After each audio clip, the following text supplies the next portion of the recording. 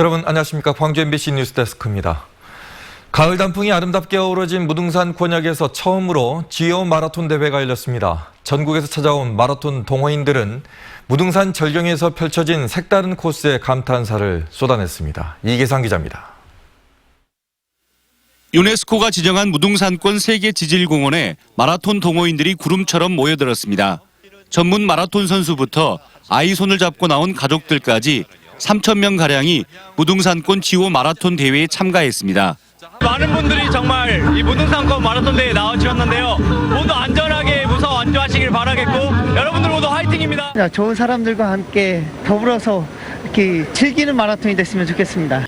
대회 준비가 끝나고 출발을 알리는 신호음이 울려 퍼지자 모두들 힘찬 질주를 시작합니다. 청명한 가을 하늘 아래 무등산 자락 단풍길을 배경 삼아 참가자들은 색다른 마라톤을 즐깁니다. 한국가사문화관에서 출발한 레이스는 소세온과 무렴절벽, 동복호를 돌아 백아산 자연휴양림까지 숨가쁘게 이어집니다. 선수들이 역주하는 모습과 함께 천하절경인 화순적벽, 그리고 무등산 서석대와 입석대의 가을 정취가 생생한 헬기 영상으로 안방까지 전달됐습니다. 모든 수상전리들이 굉장히 크기도 크지만은 당시의 화산 분출 역사를 알 수 있는 아주 중요한 교과서적인 곳이죠. 무등산 맑은 물이 흘러드는 광주호와 식수원인 동복호를 지척에 두고 펼쳐진 호반도로는 전국 어디에 내놓아도 손색이 없는 마라톤 코스로 주목받았습니다. 이제 코스는 솔직히 말하면 조금 힘들거든요. 오르막 내리막이 있다 보니까. 그래도 뭐 가을이고 날씨도 선선하고 해서 뭐 생각보다 날씨도 춥지 않고 뭐 뛰기에는 참 좋았던 것 같아요, 여기가. 세계 지질공원 지정 1주년을 기념하는 무등산권 지오 마라톤 대회는 호남권에서 유일하게 공중파로 생중계됐습니다. 이를 통해 마라톤의 저변을 넓히고 국립공원 무등산의 아름다움과 소중한 가치를 알리는 기회가 됐습니다. MBC 뉴스 이계상입니다. 1980년 5월 당시 보안사가 촬영한 5.18 사진첩이 공개될 가능성이 커졌습니다. 대한신당 박지원 의원에 따르면 국회 법제사법위원회 법안심사 질의 과정에서 5.18 사진첩 공개에 관한 박 의원의 질문에 정경두 국방부 장관이 문서 생산기관인 안보지원사령부와 협의해 이른 시일 안에 결정될 것으로 답했습니다. 박 의원은 사진첩이 공개될 경우 5.18 민주화운동을 왜곡 폄훼하는 세력들이 사용하고 있는 사진들과 대조해 5.18의 진상을 밝힐 수 있는 기회가 될 것이라고 밝혔습니다. 국방부가 국가기록원에 제출한 5.18 민주화운동 관련 소장 기록물 현황에는 5.18 관련 사진첩 13건이 포함돼 있어 공개 요구가 잇따랐습니다.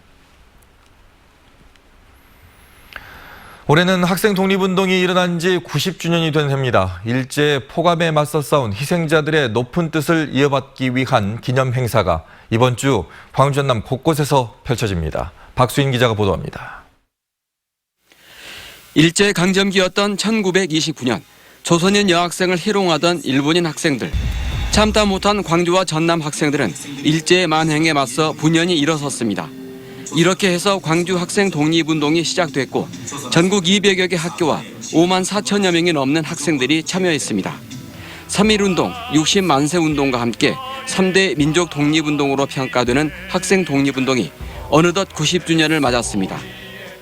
최초 진원지였던 옛 나주역 근처에는 90년 만에 기념탑이 세워져 이번 주 30일 제막식이 열릴 예정입니다.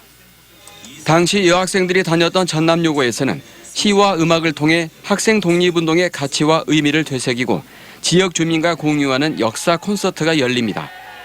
학생 독립운동 90주년을 기념해 남북한 교육 교류 활성화 방안을 모색하는 국제학술대회도 열립니다. 오는 31일 광주 학생교육문화회관에서는 90년 전의 함성, 전국을 넘어 통일로라는 주제로 기념음악회가 진행됩니다. 주말인 11월 2일과 3일에는 전국의 청년 학생들이 참가하는 문화예술축전이 5.18 민주광장에서 펼쳐집니다. 학생 독립운동 기념일인 11월 3일 국립아시아문화전당에서는 함께한 역사, 함께할 미래를 주제로 각계 대표와 학생 3천여 명이 참석한 가운데 제90주년 기념식이 거행됩니다.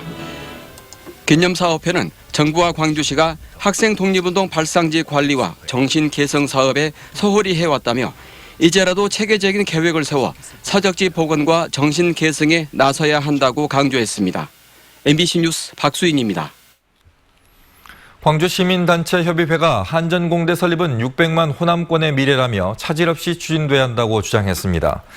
광주시민단체협의회는 성명을 통해 한전공대 설립은 국가균형 발전의 대의를 지키고 수도권 일극화의 망국병을 치유하는 길이라며 정파적 이해관계에 따라 한전공대 설립에 제동을 거는 것은 비상식적인 행태라고 비판했습니다. 시민협은 당초 대통령의 공약대로 2022년 3월에 한전공대가 개교할 수 있도록 중앙정부와 광주시, 전라남도와 함께 시민사회가 최대한 뒷받침하겠다고 강조했습니다. 호남 출신의 이낙연 국무총리가 1987년 민주화 이후 역대 최장수 총리로 기록될 전망입니다. 이낙연 국무총리는 지난 2017년 5월 31일 취임한 이후 내일이 되면 재임 기간이 881일을 기록하게 됩니다. 이변이 없는 한 직전 최장수 총리인 김황식 전 총리가 기록한 880일을 무난히 뛰어넘을 것으로 관측됩니다. 이낙연 총리는 각종 여론조사에서 차기 대통령 선호도나 적합도 1위를 달리고 있어 내년 총선 역할론 등 향후 정치적 행보가 주목받고 있습니다. 태풍 미탁. 무등산 자락 하천에서 외래종인 악어 거북이 나타난 데 이어서 영산강에서 미국 가재가 발견되고 있습니다. 영산강유역환경청은 지난 7월부터 육식성 외래종인 미국 가재 포획 활동을 벌인 결과 현재까지 1,900여 마리를 잡았다고 밝혔습니다. 국립생태원이 지난해 시행한 외래생물 정밀조사에서는 영산강 지석천뿐만 아니라 나주호 인근 하천, 풍림저수지 일원에서도 미국 가재가 서식하는 것으로 확인됐습니다. 문어잡이에 나선 여성 어민이 바다에 빠져 남편 손을 붙잡고 버티다가 해경 도움으로 무사히 구조됐습니다.